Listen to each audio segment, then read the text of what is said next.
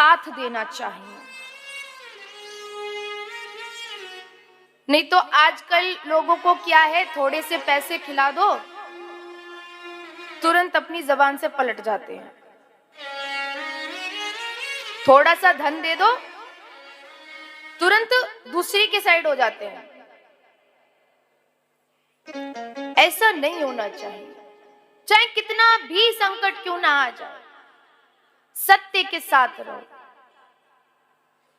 राजा हरिश्चंद्र के पिता त्रिशुंक और उनकी पत्नी चंद्रप्रभा के ये हरिश्चंद्र हुए हैं और इनकी पत्नी का नाम तारा है। एक पुत्र है जिसका नाम रोहित है।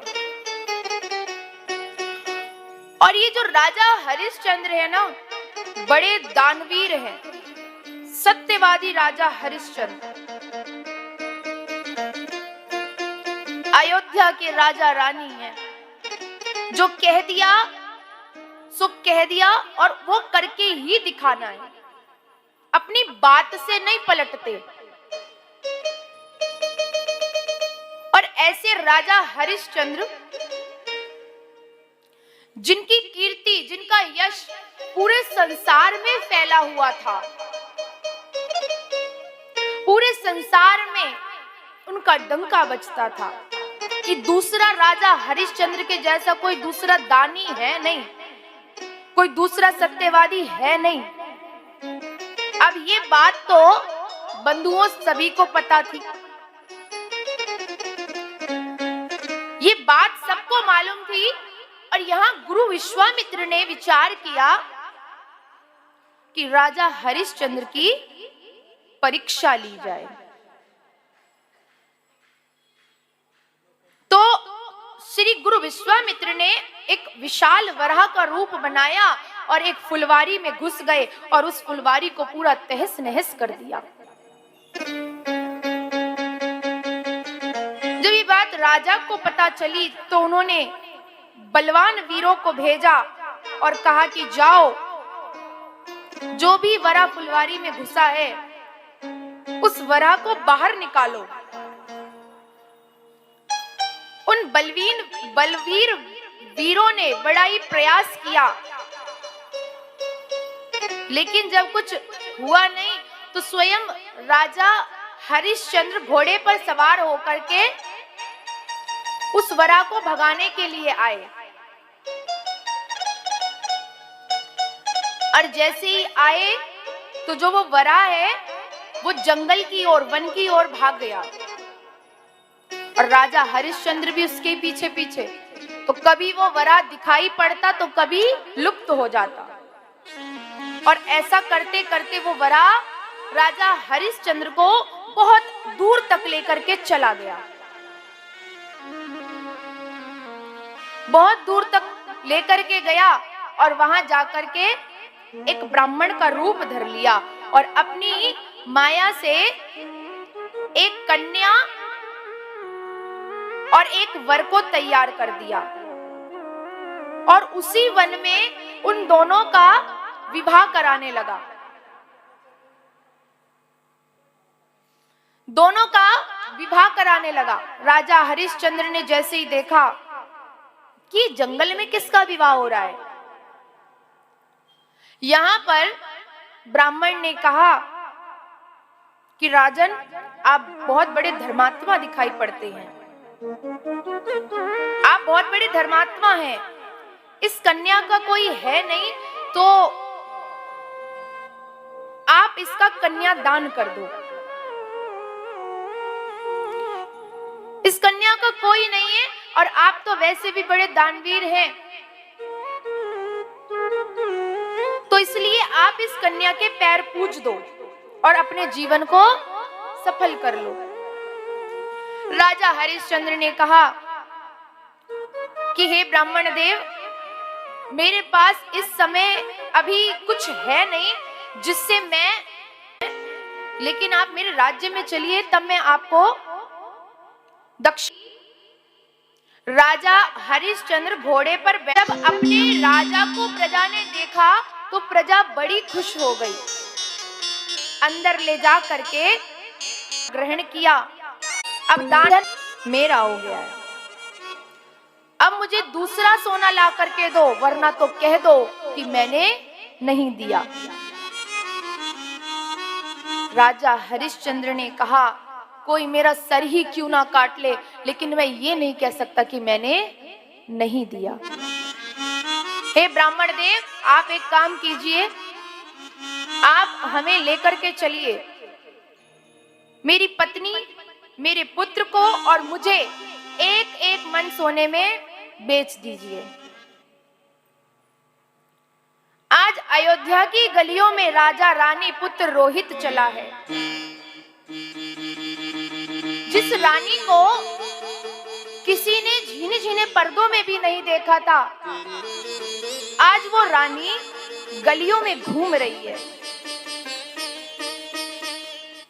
जिस रानी ने कभी एक गिलास खुद से उठा करके जल का गिलास नहीं उठाया, आज वो नंगे पांव घूम रही है। ले जा करके पहुंचे हैं। चलते चलते कुल 28 दिनों में राजा हरिश्चंद्र काशी जी पहुंचे हैं। रास्ते में गुरु विश्वामित्र ने एक और विप्र का रूप बना करके उस विप्र को कुएं पर बैठाया। राजा हरिश्चंद्र निकले तो उस विप्र ने राजा हरिश्चंद्र से कहा कि आप लगता है बहुत थक गए हैं, थोड़ा जलपान कर लीजिए। राजा हरिश्चंद्र ने कहा, मैं अभी जलपान नहीं कर। रानी ने भी वही उत्तर दिया है, वो जल पी करके आगे निकल चुके हैं, अब तुम भी जल पी लो। रोहित ने कहा कि अरे वो तो वृद्ध हैं, उन्होंने धर्म छोड़ दिया होगा, लेकिन मैं बिना ब्राह्मण के उद्धार हुए लार भी नहीं घूटूंगा। आज विश्वामित्र मनी मन में बड़े लज्जित हो रहे हैं, ये सोच सोच करके इनका धर्म छुड़ाने के लिए आए थे। देख देख करके लज्जित हो रहे हैं। आगे जाकर के फिर से ब्राह्मण का रूप बनाया और एक विप्र को, राजा की जो रानी थी तारामती, एक मन स्वर्ण में रानी को बेच दिया। एक माली पुत्र रोहित को ले गया। एक डोम ने राजा हरिश्चंद्र को अपने पास रख लिया और कहा कि जो कोई भी इस शमशान में आएगा उससे कफन लेना, उसके बाद ही उसका दाह संस्कार होने देना। इसी प्रकार से कुछ दिन बीत गए और सब कुछ ठीक प्रकार से चलता रहा। एक दिन माली ने पुत्र रोहित को फूल तोड़ने के लिए भेजा और यहाँ पर गुरु विश्वामित्र ने एक सर्प का रूप बनाया और जा करके पुत्र रोहित को डस लिया है और रोहित की आत्मा को सूर्य नारायण भगवान को सौंप दिया।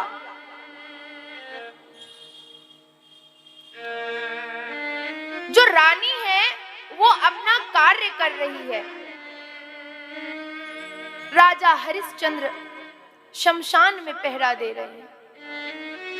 आज जैसे ही पुत्र रोहित को सर्प ने डसा है कि एक बच्चा भागता हुआ रानी तारामती के पास आ रहा है। अरे ओ दासी,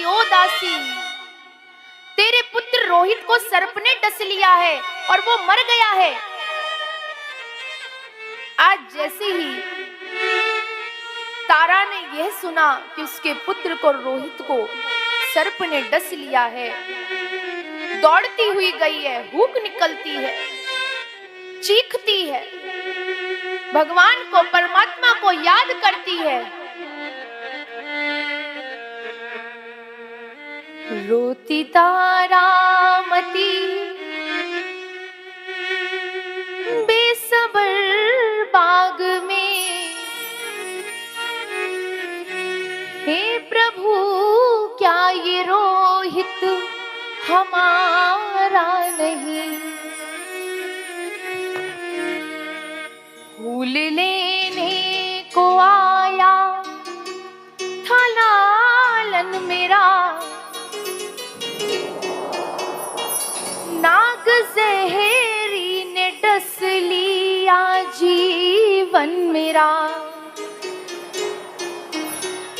हे प्रभु किसको जाकर दिखाएं जिगर का जख्म, इस जहां में कोई भी हमारा नहीं। रोती तारामती रो रही है, बिलख रही है। आज अपने सामने मृत रोहित को पड़ा देखा है, लेकर के गई है और जिस घाट पर पहुंची है उस घाट की रखवाली करते हैं राजा हरिश्चंद्र। ले जा करके मृत रोहित को लिटा दिया है और कहा है कि इसका दाह संस्कार कर दीजिए। राजा हरिश्चंद्र मुंह घुमा कर के खड़े थे और राजा हरिश्चंद्र ने कहा कि इसके मृत शरीर पर कफन नहीं है, इसलिए इसका दाह संस्कार नहीं होगा। पहले कफन लेकर के आओ, उसके बाद इसका दाह संस्कार करवाना। आज जैसे ही ये सुना, बिलखती है, रोती है कि कहां गया है परमात्मा जो राजा हरिश्चंद्र जैसे प्रतापी के पुत्र के लिए एक कफन भी नहीं दे सकता। जैसे ही सुना राजा हरिश्चंद्र, पीछे मुड़ करके देखा, रानी तारामती खड़ी है। दोनों राजा रानी ने मृत रोहित को गोद में उठा लिया और दोनों राजा रानी रो रहे हैं, चीख रहे हैं। रानी ने कहा कि राजन, अब तो इसका दाह संस्कार कर दो, ये तुम्हारा पुत्र है।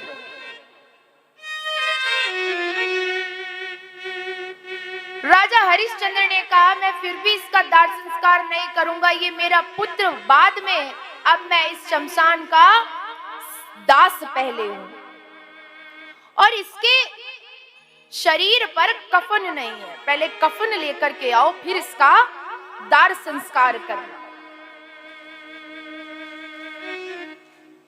दीजिए। राजा ने अग्नि दी है। आज पूरी सृष्टि रो रही है, पूरी प्रकृति रो रही है, सब रो रहे हैं, राजा रो रहे, रानी रो रही है कि तभी आकाशवाणी होती है कि हे राजा हरिश्चंद्र, आज जो तुमने धर्म के लिए किया है, जो तुमने सत्य के लिए किया है, हे राजा हरिश्चंद्र, युगों युगों तक तेरा नाम रहेगा। और मृत रोहित तुरंत उठ करके बैठ गया, नेत्रों को खोल लिया और आंखों को मिलमिलाने लगा जैसे अभी अभी सोकर के उठा हो। बोलिए राजा हरिश्चंद्र की जय हो। भगवान ने अपना दर्शन दिया। मांग लो, आज क्या मांगना चाहते हो राजन, हम तुमसे बहुत प्रसन्न हैं। आज हम तुमसे बहुत प्रसन्न हैं, क्या मांगना चाहते हो? राजा ने कहा कि प्रभु मुझे तो कुछ नहीं चाहिए, पर आप रानी से पूछ लीजिए। रानी ने कहा, भगवान सर्वप्रथम आप हम दोनों को आपकी भक्ति दीजिए, और दूसरा मेरा जहां जहां जन्म हो वहां मेरे पति यही बने, पुत्र रोहित हो और गुरु विश्वामित्र जी इसी प्रकार से हम लोगों की परीक्षा लेते रहे। भगवान ने उठा करके के हृदय से लगा लिया है। ये राजा हरिश्चंद्र, सत्यवादी राजा हरिश्चंद्र, जिन्होंने सत्य की राह को नहीं छोड़ा, और हमसे जरा सी भूल हो जाए तो हम 2 मिनट में झूठ बोल देते हैं। कुछ भी हो, सत्य बोलिए। और भी धर्मों की कथा बताई, स्त्रियों के धर्मों के बारे में बताया कि स्त्रियों को हमेशा अपने पति की बात को सुनना चाहिए, उनके अनुकूल रहना चाहिए, और यही पतिव्रता स्त्री का धर्म है। और ऐसा नहीं है कि पत्नियों को ही सुननी चाहिए, पतियों को भी सुननी चाहिए।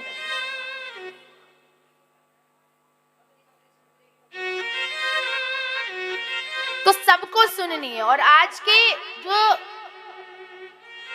संसार में क्या चला है कि सब लोग अपनी पत्नियां तो सीता जैसी चाहते हैं, परंतु खुद राम जी जैसे हैं नहीं। खुद तो बोलो रावण बने हुए हैं, और पत्नियां सीता जैसी चाहिए। तो इसलिए स्त्रियों का धर्म है अपने पति